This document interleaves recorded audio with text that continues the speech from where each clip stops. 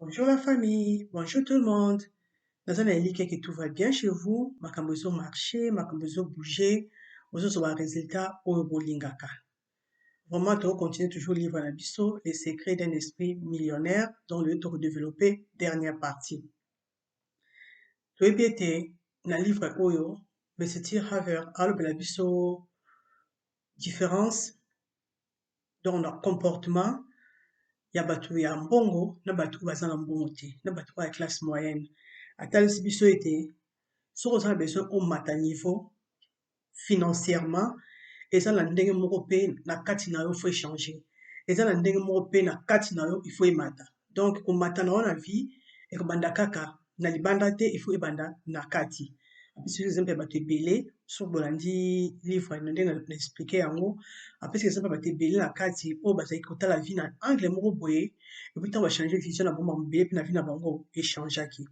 Donc yo mutu oyo oza na besoin okende mosika il faut otala ndenge nini okoki kosala okende mosika ezali bongo mama na ngai sere na bino mare na bino mpe tante na bino nakoyebi biso eloko moko livre oyo eza livre moko malamu mpona yo soki ocomprendre yango vraimen na angle oyo na explike yango kobosana te ke bariche baza na ndenge moko batalaka vie baza na ndenge base comportaka vis-à-vis ya mbongo nakoyebi biso eloko moko bariche badepensaka mpenza te par rapport ya mbongo baganyaka badepensaka mpenza te alors que bapauvre na bato ya classe moyenne badepensaka trop soki otali par rapport ya revenu na bango omonaka badepense basalaka elekaka ebele alors que bapauvre non pardon bariche non bariche basombaka mpo baza nango besoin mbongo na bango ezaka mingimingi mpona koinvestir econtinue komata yango na vie sala effort okoma mpe na moyen ya koinvestir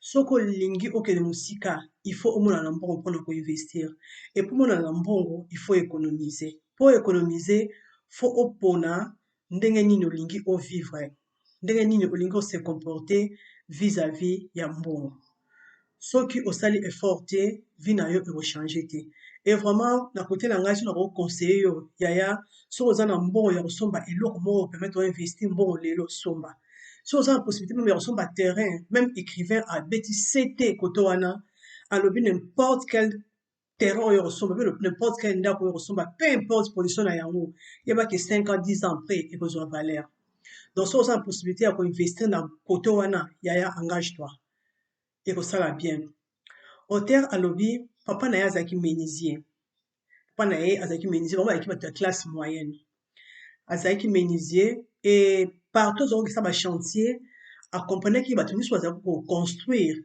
ezalaki bato oyo basomba baterrain kala ntango ezalaka cher te avec le temps eyaki kokoma cher papa na auteur aye kosala effort aye koéconomiser moke moke aye koéconomiser 60 000 $. Aye kosomba terrain il y a 1 hectare je crois 200 ou quelque chose comme ça ntango aye kosomba yango après quelques années terrain wana promoteur moko ayaki mpo asomba yango mpo aconstruire bamagasin e papa wana atekaki yango e montant oyo azwaki esalaki lokola par an azwaki bénéfice ya 50 et quelques mille $, 55 000 ou bien 57 000 $ par an na terrain wana e mbongo wana atekelaki terrain wana yango esalaki ainvesti quelque part donc aujourd'hui baparent ya monsieur T. Harv Eker baza baretraité e bavivaka très très bien par rapport ya mbongo wana donc soki ezalaki ke asombaka terrain wana te mbele lelo kaka mbongo ya retraite na ye nga ozala ebele te parce que mbongo na ye ya salaire ezalaki entre 15 000 à 20 000 $ par an donc ezalaki mbongo ebele te kobosana te ke bariche bamonaka na chaque dollar comme semence oyo akoki koseme quelque part mpe koki korécolte alors ke bato aza na mbongo te bato ya classe moyenne na bapauvre banekisha bambongo ya mike bambongo ya mike wana komona yango ezanga ntina te bwakaka yango na linzanza so linzanza moko babenga yango nini eloko oyo dozo totiaka mbongo wana tiaka yango kuna de temps en temps yaya kosala vi na bien ekosala o bien principe eza nini principe ezali bapauvre na bata classe moyenne batravaillaka dur balapidaka mbongo nyonso. Bariche batravaillaka dur baéconomisaka mpe bainvestisaka mbongo yango de façon ke à la longue bakoma vie ya bien. Zwa décision sala contrat zwa décision ke mbongo na ngai il faut nakoma koéconomiser yango mpo un jour nakoma na stabilité financière nakoma kotravaille moins. Tia na motu j'ai un esprit millionnaire. Sala effort ose familiariser na bamoyen nyonso oyo ekokopermettre oinvestir. Yekola bamoyen nyonso ya kobomba mbongo kosomba bandako bahypothèque oyo nyonso oyo tourne autour ya mbongo yaya yekola koma kotanga balivre tourne autour na yango koma kolanda bemission oyo tourne autour na yango ekosala yo très bien soki omaîtrise okomi kocomprendre mbongo ndenge efonctionnaka okoyoka mposa koyeba plus okoyoka mposa ya kocomprendre plus oyoka mposa ya kotia yango en pratique mpe kopesa yo courage ya koyekola nga aza nanga experte na matière te nazali experte na matière te tout simplement natangi parce que nasepeli na yango soki olingi okende mosika instruis toi soki olingi oyeba bien même par mois sala effort otanga livre moko oyo ezotourne autour ya mbongo nakoma kosala effort chaque mois nalanda livre moko oyo ezobeta masolo ya mbongo mpona comprendre biloko nyonso naza oblige koyekola te nazali oblige kocomprendre nyonso te mais je tire toujours oyo ezali essentiel mpona ngai omoni soki ozali kosala effort okomonaka oke mosika ozo comprendre sala effort oyekola ndenge nini okoki kosala okoma koluka mbongo sans salaire ata soki osalaka mais oluka eloko moko okoma opesa yo mbongo en dehors ya salaire na yo esala effort opasse en action vraiment eza très important na bande lisusu sala effort mbongo na yo okoma koinvestir comme le dossier financier intérieur numéro 16 bariche baagisaka même soki kobanga ezali bapauvre peur eneutralisaka bango totala na détail oyoki bapense ememaka na sentiment ememaka na action e baaction epesaka résultat sikoyo bato ebele bapensaka kima biso bakóma na mbongo bato nyonso bavandaka bazovisualize bazomedite ndenge bakokóma na mbongo bato ozomedite ata ozovisualize aussi longtemps opasse na action te ozwa résultat te ozo comprendre bato bavandaka vanda ozalaka ya na biso auta place moya ochange vie na nga ya na ngai obeleki na nga otindela nga ota pa change vie na nga ya oke mosika te soki oza na besoin oke mosika il faut opasse na action il faut koma koluka il faut se battre donc il faut mitia na action soki opasse na action te eosimba te po action eza très très cristal tobanda bapense na basentiment penser na sentiment ezofaire partie na monde intérieur na yo e baresultat yango temonanaka na monde physique na libanda donc yango tofaire partie na monde extérieur donc elakisi na bapense na yo na basouet na yo eza na kati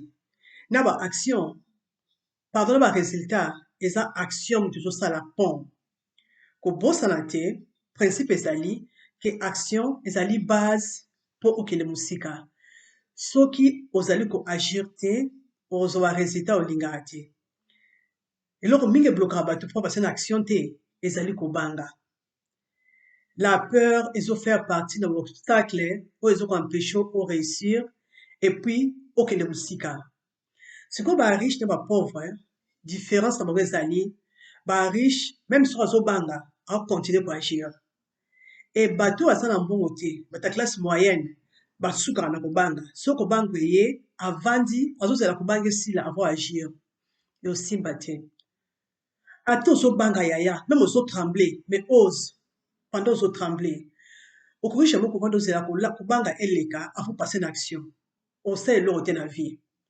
okokende mosika te vie eza domaine moko oyo bakomba ezali baproblème ezali Ce que nous sommes vrai guerrier, il faut apprivoiser les cobras de la peur.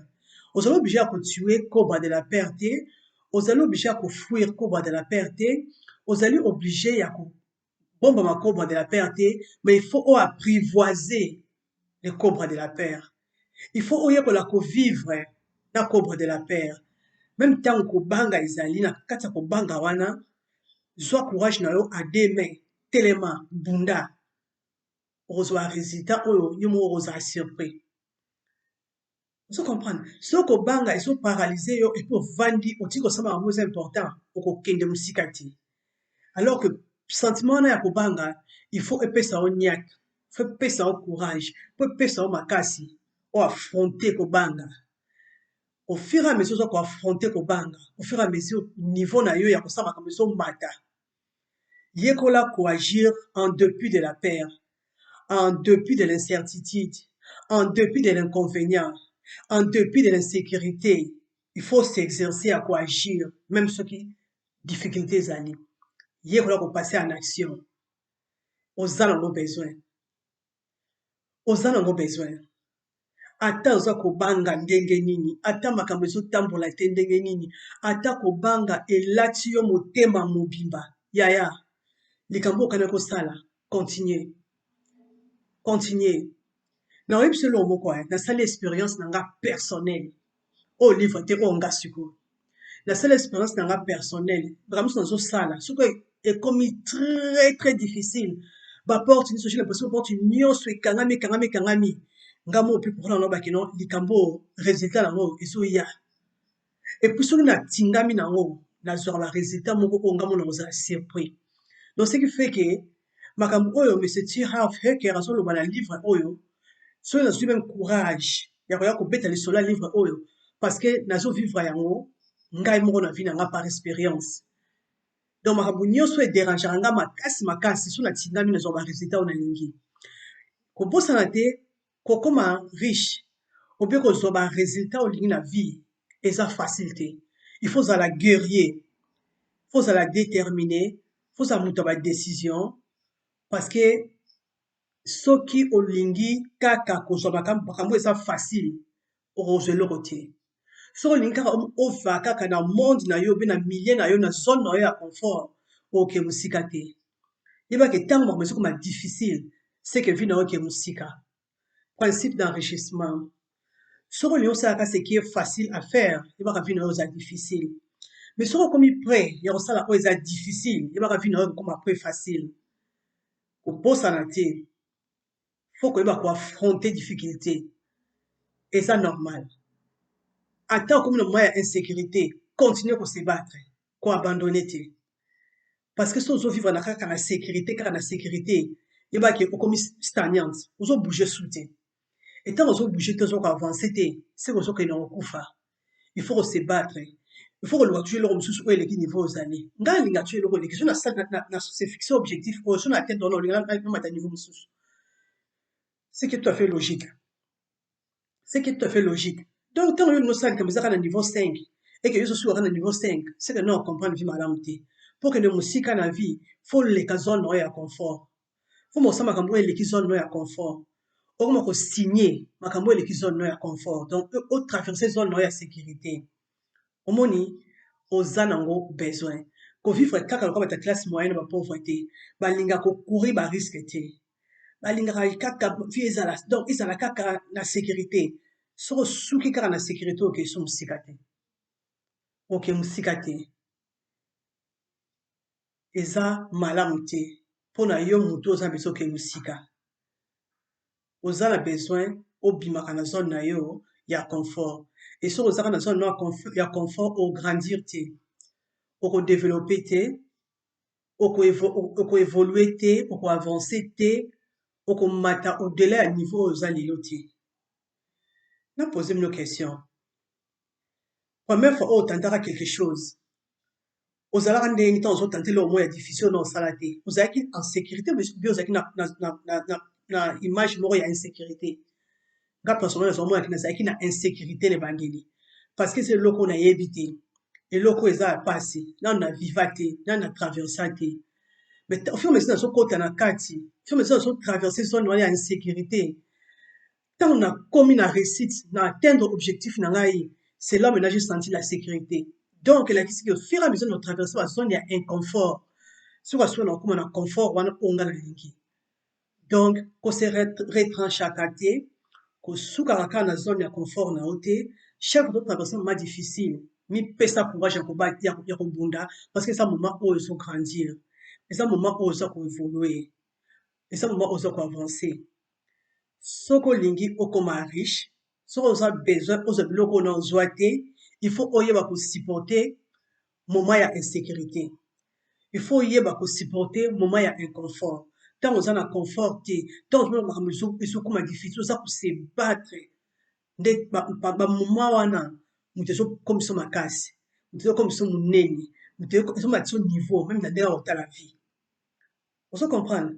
Deuxième biloko mosusu oyo tomonaka eza mabe, eza malamu mpona yo, eza malamu mpona yo. Mpo so ozalaki na niveau 5 obundi okomi na niveau 6, bitumba na yo eza so na niveau 6 te, bitumba na yo ekomi na niveau 7. Soki okomi na niveau 7 bitumba ekomi na niveau 8. Soki okomi na niveau moko boye osuki kaka wana yeba kozobunda su te, ozosala so eloko te, donc elakisi koke su mosika te. Kobosana te ke bamoment ya inconfort, bamoment oyo ozali susu oyo ya kose battre, oza nango besoin. Principe ya enrichissement eza nini? Yebaki le seul moment où on grandit vraiment, eza to totraverse moment ya insécurité. Soki olingi oréussir, olingi okoma riche, olingi oke mosika, faut ko s'exercer ya ko traverser moment ya insécurité, ya komesana na yango. Équation wana opesa bino se rappeler vie mobimba ya nini? Votre zone de sécurité est égale à votre zone de richesse. Donc zone na yo ya insécurité, si ozo élargir yango, oko élargir taille ya revenu na yo et ko élargir zone na yo ya richesse. Kobosana yango te. Donc insécurité eza mabe te na vie na yo, eza moment oyo permettre yo ko se battre, moment ko permettre yo ko prendre conscience ya eloko oza na maboko, pe eloko oyo olingi ozwa. Kobosana te. Oui, bato balingaka kosuka na sécurité, azobata eloko aza makasi makasi, azosala so effort mosusu te, ekomaka stress. Ekomaka stress. Donc niveau oyo ozali, sala effort o élargir yango, o avancer, o monter encore et encore. Comme ça omonaki à la fin okoma na confort koleka confort ozwa kokanisa na ebandeli. Ozomona etango yo ozofongola bavase na yo e na kati mpona ya koluka baconfort nyonso ya mokili, univers akoversele yo mpe akodeversele yo baconfort na baconfort na baconfort ntina niveau okoma insaturé na confort. Donc ezosenga yo nde omipesa bamoyen wana, omipesa occasion wana ke makambo bien eya na vie na yo. Na répétons déjà trop depuis la première partie ti lelo, il faut permettre univers apesa biloko bien. Il faut zala prêt. Faut fongola liziba ya richesse oza na kati na yo pour recevoir. On se comprendre. Kobosana te, kobosana yango te. Oyebi makambo mosusu tokutana yango na vie, omonaka ke makambo mpo aninga na traverse fallait pas na traverse yango. Mais na vie eza makambo mosusu faut totraverse yango. Bamoment mosusu ya bapasi totraverse na vie, so oza moto mpenza oyebi kotala vie koanalyse vi ntango okoma na suki otali sikoyo résultat mpe o nzambe alingaka te yanga nini na likambo oyo namoni nzambe ateyinga boye eza moma moko inconforme epesi yo makasi. Na opesa exemple moko simple, tosala lokola neti makanisi na biso so ezalaki liboko, pourquoi na compara na liboko na makanisi? Moni makanisi ndenge ezalaka makambo eyaka na motu ebele, makambo ya modele na modele eyaka na motu, bapense modele na modele eyaka na motu. Imagine so ezalaki liboko, mpe liboko eza place moko teke evandi, mpe koza espèce bambata po ezotourne par rapport ane bapense na biso ezalaka na motu. Mais eloko eza important mpona yo eza kokata liboko na yo te puiske ezopesa bambata, eza koluka kokanalize liboko na yo. Donc eza kokoma makanisi na motu na biso. Soki okomi na point ya kokoma kokanalize bapense na yo, okomi kokanalize bapense na yo, baide na yo, esprit na yo, bamosusu ezotraverse motu, koma koforme mpe kogere makanisi na yo. Mokolo kokoma na point wana yebake attirer bonheur na réussite na vie na yo. Parce que même pour ce temps, ya kolanda vidéo na ngai banda ebanda eti lelo parce que oza na posa ya mo évolution mo boye na kati na yo. Donc eza déjà un plus. Former peut gérer esprit na yo. Ezali compétence ya munene oyo ko acquérir na vie na yo. Vous comprendre? Pourquoi na oloba boye? Il faut entraîner esprit na yo. Pour entraîner esprit na yo ba na observation. Zwa temps ya kotala ba pensée ne traversa ka mutu mingi. Ba pensée eyaka ya ba pensée pona ko pesa o bonheur, be pona ko pesa o passé. Soki ozwi temps ya koanalyse yango ya kocomprendre yango okopona bapense oyo olingi ozala na yango otia en avant. Bapense oyo eza koaprodole eloko te okotia yango na arrière plan. Donc bapense oyo eza dynamisant yango melo otia liboso. Obanda koadopte bapense oyo ezopesa yo makasi, oyo ezopesa yo énergie, oyo ezopousse yo oavancer. Bapense oyo ezopesa yo badoute, oyo ezodégrade yo, oyo ezosilisa yo valeur. Au fur et à mesure ozo refoule yango, à un moment donné ozanga courage ya kolobaka na likambo mone ya mofandi bozomona neti mofandi bozomana oke ozosala ngo kitoko te oza mpe bien toyebi ne kosala te so ozotemela bapense wana moi bapense positif ozoremplace ekoma rejouer rôle moko primordial et bapense négatif wana ekoma kozanga place. Ozo comprendre? Donc ce qui fait que tant ozala moment ya inconfort kobanga ekozala mais voix oyo ya confort ebona oyebisa oke non okokoka ozobanga ozotremble mais loko oyebisa oke okokoka continuer okosimba okoréussir ozwa résultat. Ozo comprendre? Donc diviser bapense na yo en deux catégories, celle qui te dynamise et celle qui te paralyse. Observer bapense nyonso négatif wana lukaka bapense ya positif po pozala likolo na yango. Choisir ou s'entretenir beaucoup plus dans la pensée ou ils ont valorisé ou ils ont dynamisé ou ils ont tiré en avance. Et au sein là bien moko banda ça on partir à l'élo. Donc aux yo kaka l'élo tient en pratique au yo moko oya témoigner. Oya témoigner. Processus wana auteur a nommé un mot pensée puissante. Si vous allez s'exercer na ko utiliser pensée puissante ou bien démoraliser ou bien neutraliser pensée oyo et ça pour nous dégrader pour nous aussi sa puissance. Donc développer voix moko oyo ko pesa makasi même dans moment ya difficulté aux en force ya ko telema père ko bakina ko koka yango ba tambo mingi ba utiliser. Donc tant azo sali kambo aza sûr que vous aurez résultat positif. Donc tellement ça on s'investir aza sûr que vous aurez résultat. Au lieu que vous en avez banga, vous en avez doute, au moins vous êtes incapable, vous êtes impuissant, vous en avez valeur.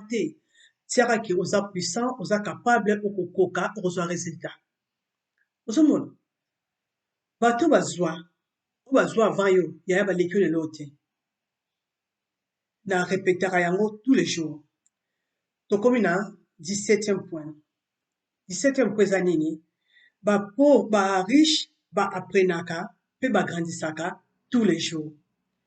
Alors que ba pauvre ba mona neti ba komisu bango ba yebi na vie soko lingo ke musika soko lingo koma na niveau moko ya vie il faut o apprenaka tous les jours soko komi ko apprendre tous les jours okomona ke ndenge na yo kotala vie ndenge na yo ya ko réfléchir ndenge na yo ya koloba bakomebele na vie ne ko changer bakomebele ko changer.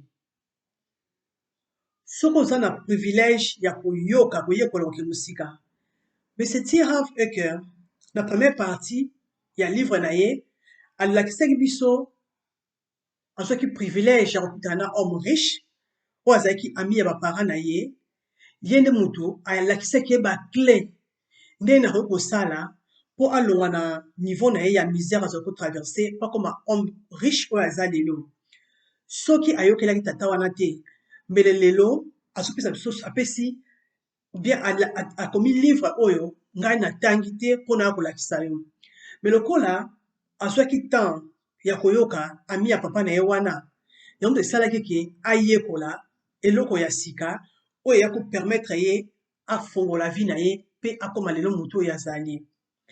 Yango na vie baplace mosusu yaya koluka mpe ozwa raison te, tika bato bazwa bango raison, vanda yoka yaya ko apprendre eza bien na vie. Il faut apprendre na vie. Soki oza koapprendre te yaya oke mosika te, soki oza koapprendre te osukaka na biloko oyo oyebaka kala wana, biloko oyo oyeba depuis 15 ans 20 ans passé, ntango mosusu lelo eza sous valable te, lelo eza valable te. Bariche bayekolaka tous les jours nzambe asala, e baza bato batangaka mingi parce que omoni domaine oyo olingaka soki ozotanga yango mikolo nyonso okoma expert na matière, okoma expert na matière eza kaka te okende kosalela yango na classe ozwi yango badiplôme.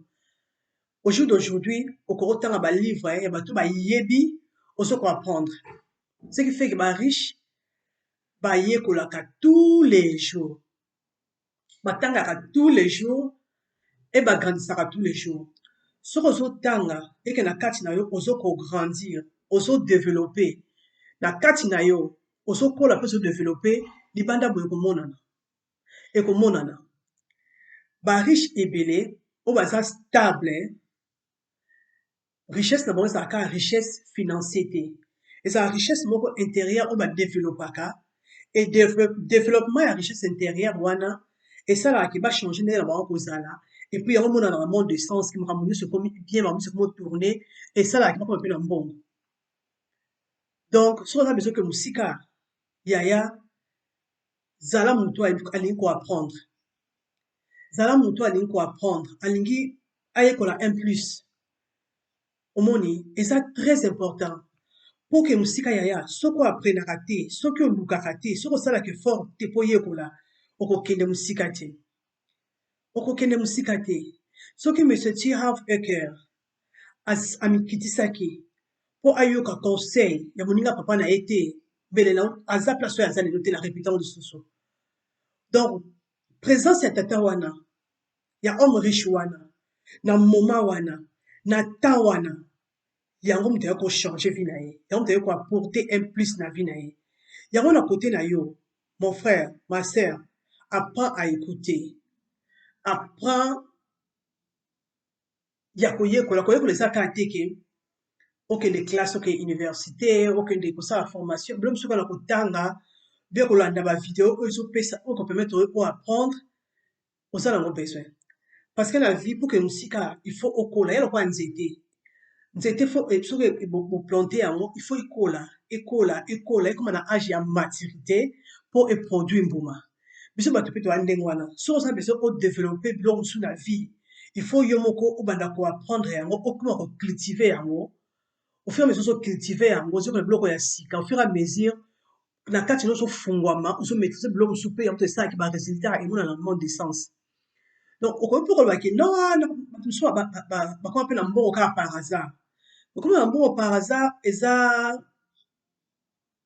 mabe te, mais soki moto akomi na mbongo par hasard eke azwi temps ya koapprendre kovivre na mbongo te, aomela na mbongo te, mbongo esila. Alors que soki obandi kocomprendre j'ai d'argent intérieurement, ntango okokoma na monde physique okovivre nango vino mobimba. Eza bato mosusu ndenge aza wana ti mokolo akokufa osonga sous pauvreté, parce que acomprendre j'ai ya mbongo ndenge fonctionnaka, acomprendre baprincipe, acomprendre nyonso oyo fasala. Omoni yango kopasaka ntan na yo partout ya koluka kozala na raison te, biloko mosusu yaya soki moto azoloba yoka ye oapprendre. Koapprendre eza très très bien, parce que les hommes riches apprennent tous les jours, balukaka ntan ya koapprendre. Akozala aza très occupé, mais chaque jour aza na livre moko oyo atangaka oyo kobakisela ye 1+ na vie, parce que aza nango besoin.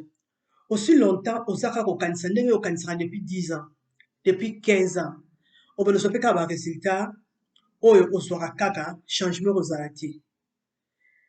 Soki ochange ndenge na koréfléchir, ndenge na ya koagir ekochange. Principe d'enrichissement eza nini? Soki olingi oke mosika na vie, kopase temps na yo koluka kozalaka na raison te, sala to okoma koapprendre, sala to okoma koyekola biloko ya sika, nalakisi bino biloko ya sika ebele na kati ya livre oyo. Nasitele bino 17 points oyo auteur alobi na biso toyekola tochange.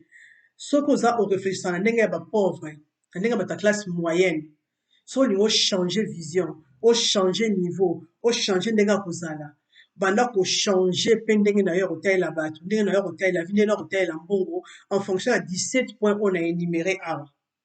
Ekosala yo bien, ekopermettre yo ozwa ba nouveau résultat. Continuez à apprendre, continuez à grandir, continuez à évoluer.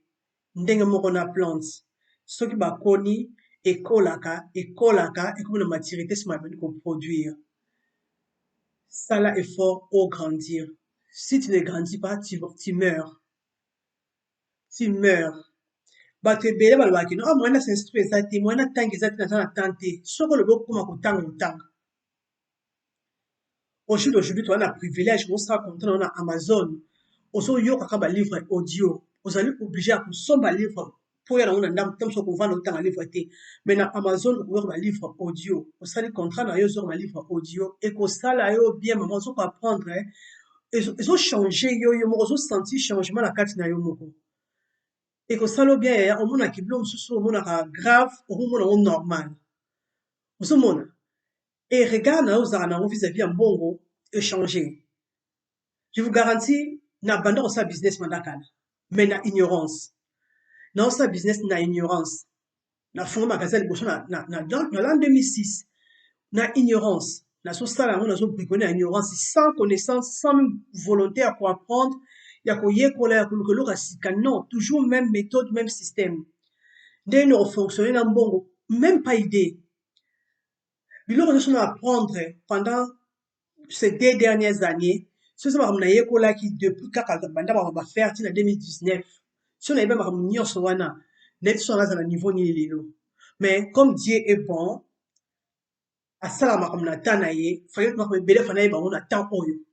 Et vraiment et ça linga bien kotanga ba livre, ko ba idée ba tout ba ça ba faire avant yo, ba tout ba comprendre vie avant yo, ba tout ba na ko mbongo avant yo, ba nzela ba leka. Berrer basala yo pe olanda bango pour comprendre.